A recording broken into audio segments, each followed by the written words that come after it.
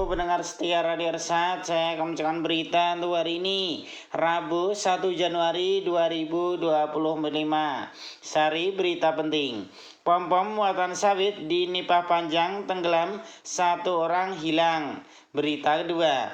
Dengan pendampingan WWF, petani karet di Tebo masih bertahan di tengah gempuran tanaman sawit.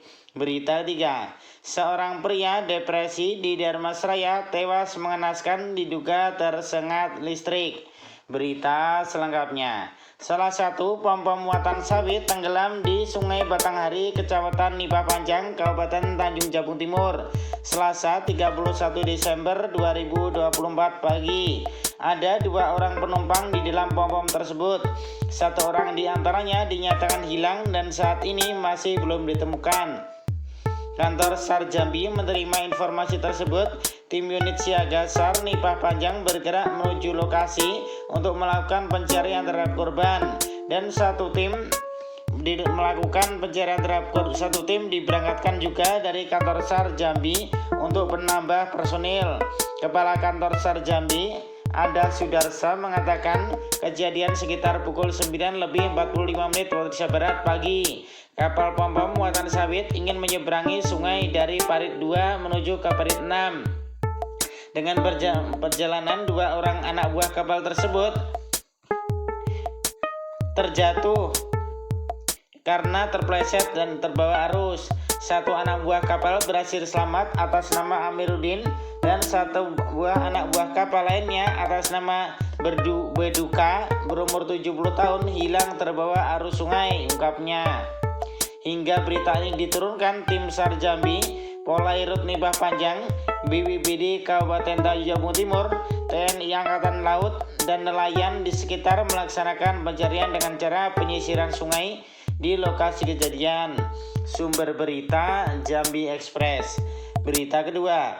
WWF bersama jurnalis melakukan peninjauan terhadap para petani karet dan sawit yang menjadi binaan dari WWF yang terletak di wilayah Bentang Alam Bukit 30, Kabupaten Tebo pada hari Rabu tanggal 18 Desember 2024. Diketahui bahwa saat ini sudah banyak petani karet yang beralih ke sawit. Faktor utama yang mempengaruhinya adalah harga sawit lebih tinggi dibanding karet.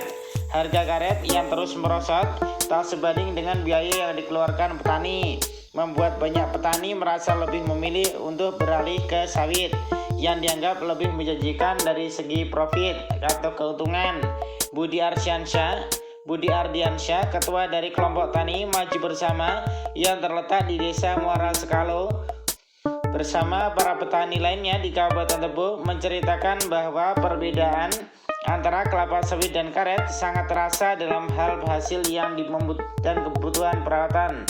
Sawit dianggap dengan harga yang stabil dan lebih mudah dalam hasil perawatan, menjadi pilihan yang lebih menguntungkan bagi banyak petani.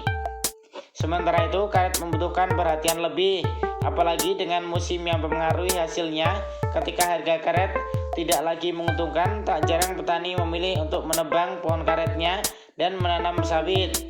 Namun, Budi dan kelompoknya mendapatkan dukungan dari Yayasan WWF Indonesia melalui program yang bertujuan mendorong pembangunan berkelanjutan untuk masyarakat sekitar hutan. Program ini memberikan pengetahuan baru kepada para petani tentang cara-cara yang efisien dalam mengelola perkebunan karet. Dulu kami tidak tahu, ternyata karet itu tidak harus dipotong setiap hari. Sekarang dengan memotong setiap 2 atau 3 hari sekali, kami bisa memaksimalkan hasil getah kami, terangnya. Budi juga menyampaikan bahwa melalui pelatihan yang diberikan oleh WWF, petani saat ini tahu bagaimana mengatasi penyakit karet yang selama ini sering menjadi masalah besar, karena diajarkan untuk bekerja secara berkelompok, saling berbagi pengalaman dan menimbang hasil karet secara adil. Pendekatan baru ini tidak hanya meningkatkan produktivitas, tetapi juga memperbaiki kesejahteraan petani karet.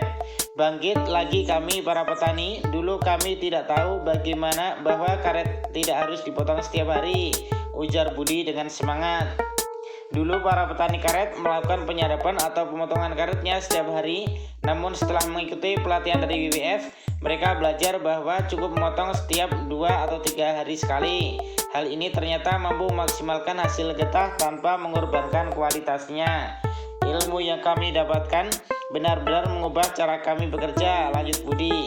Selain itu, program WWF juga mengajarkan mereka untuk lebih peka terhadap penyakit yang bisa menyerang tanaman karet. Sebelumnya banyak petani yang tidak tahu tentang penyakit karet seperti jamur akar putih. Namun kini mereka lebih siap menghadapi berbagai ancaman yang bisa merugikan hasil panen.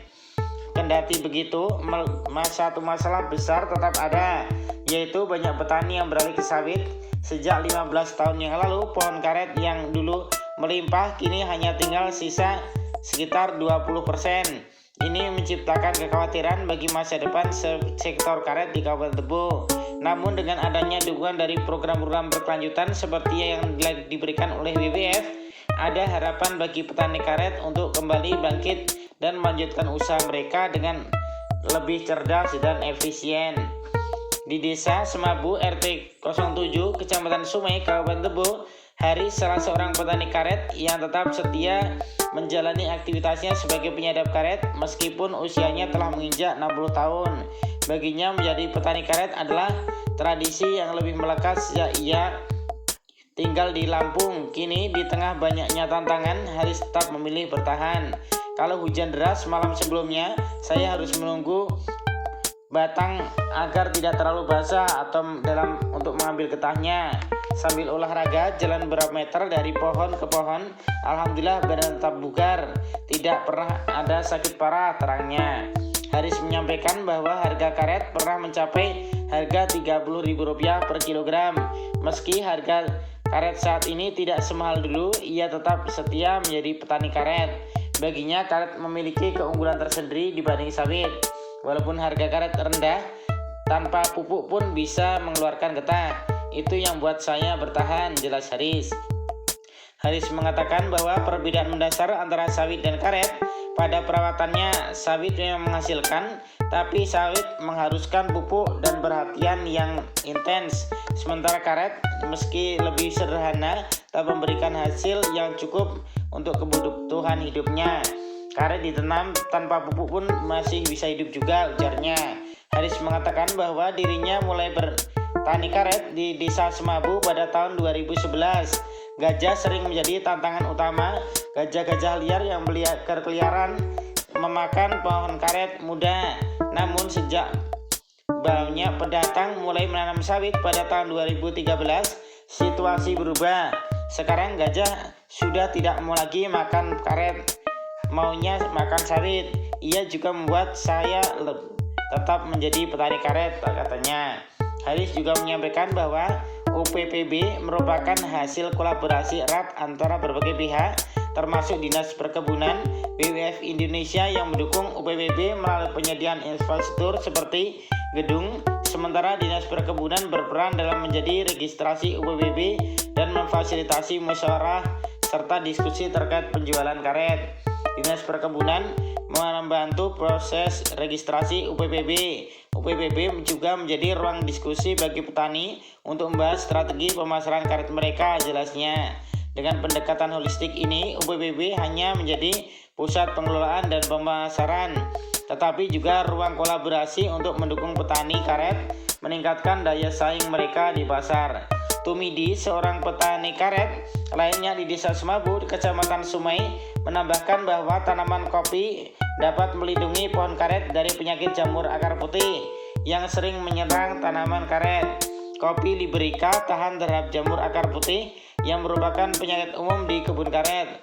Kopi juga membantu menjaga kestabilan ekosistem di sekitar kebun, sehingga pohon karet menjadi lebih sehat dan hasil getahnya pun lebih baik, pungkasnya. Sumber berita Radar Jambi. Berita ketiga, unit identifikasi Polres Dharmasraya bersama Polsek Sungai Rumbai melakukan evakuasi dan identifikasi terhadap jenazah seorang pria di Jorong Telaga Biru, Nagari Kotoranah, Kecamatan Sungai Rumbai, Kabupaten Dharmasraya pada hari Senin tanggal 30 Desember 2024 sekitar pukul 12:00 waktu Indonesia Barat. Korban yang diketahui bernama Aldito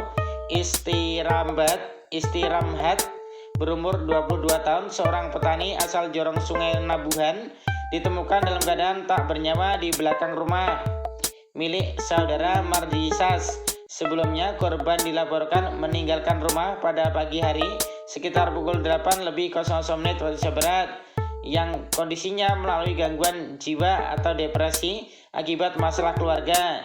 Meskipun keluarga telah berusaha mencari, korban baru ditemukan pada siang hari. Kapolsek Sungai Rumbai AKP Agus Salim SHMH yang mewakili Kapolres Mas Raya AKBP Bagus Ikhwan SIK MH membenarkan bahwa korban ditemukan dalam posisi tertelungkup sambil menggenggam kabel listrik yang diduga berasal dari rumah Mardisas. Korban pergi dari rumah karena depresi akibat masalah keluarga. Setelah pencarian, korban ditemukan pada hari pukul 12:00 waktu Indonesia Barat oleh Mardisas yang sedang memeriksa mesin air di belakang rumahnya dan menemukan korban dalam keadaan tidak bergerak, jelas AKP Agus Salim. Keterangan dari orang tua korban, Timi, berumur 55 tahun, mengungkapkan bahwa Aldito memang sedang dalam kondisi depresi dan tengahlah diingatkan untuk tidak pergi jauh dari rumah. Setelah menerima laporan dari warga, Polsek Sungai Rumbai segera berkoordinasi dengan unit identifikasi dan membawa jenazah korban ke RSUD Sungai Rumbai untuk pemeriksaan medis. Hasil visum menunjukkan tidak adanya tanda-tanda kekerasan di tubuh korban yang mengindikasikan bahwa kejadian ini merupakan musibah dan bukan tindakan pidana sengaja. Pihak keluarga telah diberitahu mengenai hasil pemeriksaan, menerima peristiwa ini sebagai musibah dan menyatakan untuk tidak melanjutkan proses hukum lebih lanjut. Keluarga juga telah membuat surat pernyataan menolak dilakukan otopsi terhadap jenazah. Jenazah kini telah diserahkan kepada pihak keluarga untuk dimakamkan sesuai dengan adat setempat. Sumber berita Harian Singgalang. Demikian berita untuk hari ini. Terima kasih atas perhatian Anda. Wassalamualaikum warahmatullahi wabarakatuh.